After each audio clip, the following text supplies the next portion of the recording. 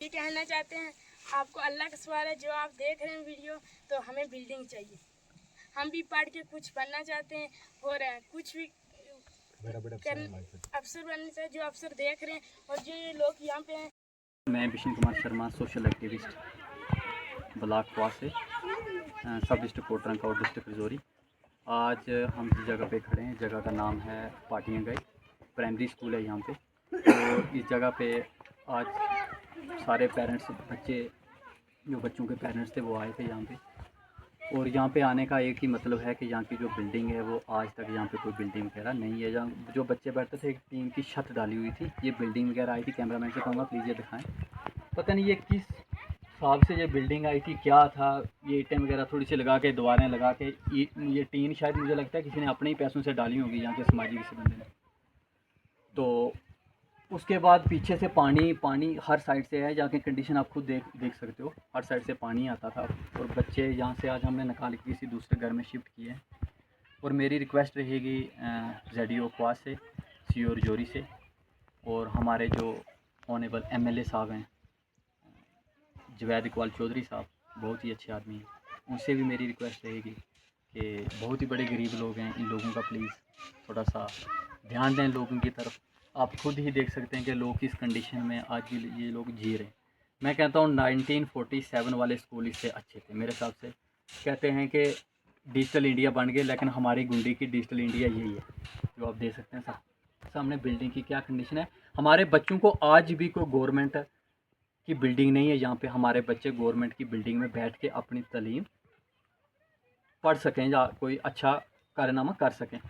अगर मेरे हिसाब से मैं ओवरऑल ब्लॉक की बात करूंगा, मेरे साथ उनसे होती रहती है, रोड के बारे में होती रहती है, छोटी मोटी जो बातें हैं। लेकिन आज ये सबसे मेन पॉइंट ये था हमारा कि ये स्कूल का मामला था। तो स्कूल की जो बिल्डिंग है, ये इसकी बहुत परेशानी है, सारे लोग परेशान हैं। आज ये मौसम ख़राब है, तो मौसम इस हालात देखे जा, ऐसे मौसम के अंदर कोई जो माँ बाप है वो बच्चे को यहाँ भेजने के लिए तैयार नहीं है। क्यों कहते हैं, ये पता ही है कि ये ईंटें खाली हैं, इस पर लेंटर तो नहीं है। जो शेड है, ये शेड बनाया तो ये लोगों ने अपने घर से एक टीन दो वो टीन दे के ये शेड बनाया हमने। तो अगर ये गिर जाए, कहीं ऐसा वैसा हो जाए, तो कितना बड़ा हादसा हो जाए। तो इसलिए हर आदमी को डर है।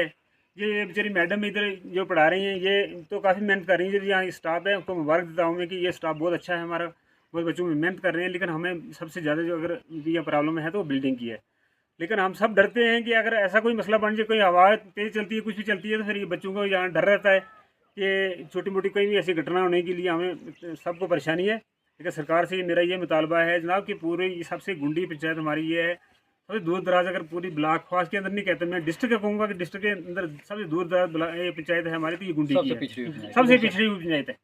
लेकिन MLA साहब से मैं जब भी मेरी मुलाकात होती है तो मैं ये गुजारिश करता हूँ कि दूर दराज पंचायत है, पिछले 50 साल से ये हमें मार पड़ी हुई है, क्योंकि कालाकोट के साथ थे। तो अब कालाकोट से हम यहाँ बुदल के साथ आगे, कंस्टिट्यूंसी बुदल के साथ, तो 50 साल हम वहाँ मार पड़ी है। अगर फिर भी हमें यहाँ भी ये पीछे पीछे रखेंगे, बाद में रखेंगे, तो फिर हम शायद काफ़ी दूर चले जाएंगे। हमें 70-100 साल की जो है वो दूरी का मतलब इतना फैसला हो जाएगा। तो इसलिए मेरी गुजारिश यही है कि जनाब ये इस थोड़ी पंचायत की तरफ थोड़ा आप ध्यान देंगे, थोड़ी मेहनत करनी है। हमने भी जितनी मेहनत की थी, जितनी हो सकती थी, हमने वो आपके सामने ही है। लेकिन ये है कि हमारी मेहनत का जो फल है, अब ये लोग जो हैं, देखो कितने लोग हैं जो परेशान हैं, वो कह रहे हैं कि हमने तो जो भी आप कहते हैं हमें कभी इनकारी नहीं की है। एक ही वन साइड मर जाए। हमारी गुंडी पंचायत का जो बोर्ड है, ये सबसे ज़्यादा जो है वन साइड ही जाता है। जिसको भी हम देते हैं तो वन साइड ही देते हैं। ये लोगों के अंदर इतना एक मतलब दिलचस्पी है, और लोगों के अंदर कैमरा मैन उस तरफ ले जाए। हमारे बच्चे जब यहाँ पे बैठे हैं तो वो तरसते हैं। कभी हमारे को भी यहाँ पे तरस आता है कि हमारे बच्चे किस हालत में जी रहे हैं। हम MLA साहब को कहेंगे, हम जितने एजुकेशन महकमे के जितने ऑफिसर हैं उनको भी मैं कहूँगा। लेकिन जब बारिश होती है तो हमारे बच्चे तरसते हैं। हमारा दिल भी तरस खाता है कि हमारे बच्चे कौन सी हालत में जी रहे। मैं भी इसको बात को कहूँगा कि हमारे बच्चे किस हालत में जी रहे। हमारे बच्चे अगर पढ़ते हैं तो पहले नंबर कैमरामैन थोड़ा दिखाइए कि अंदर की हालत देखिए। इससे पे मैं शुक्रिया, खुदा हाफ़िज़। ये देखो, हम गरीब लोग हैं। जब किसी वर्कर, कोई MLA, कोई कुछ भी आता है वोटों के लिए, तो हम लोग टूट पड़ते हैं गुंडी के। इससे पहले भी गुंडी मशहूर है कि सबसे फर्स्ट नंबर पर गुंडी आती है NC में। तो इस दफ़ा भी जावेद साहब ने अच्छे वोट दिए।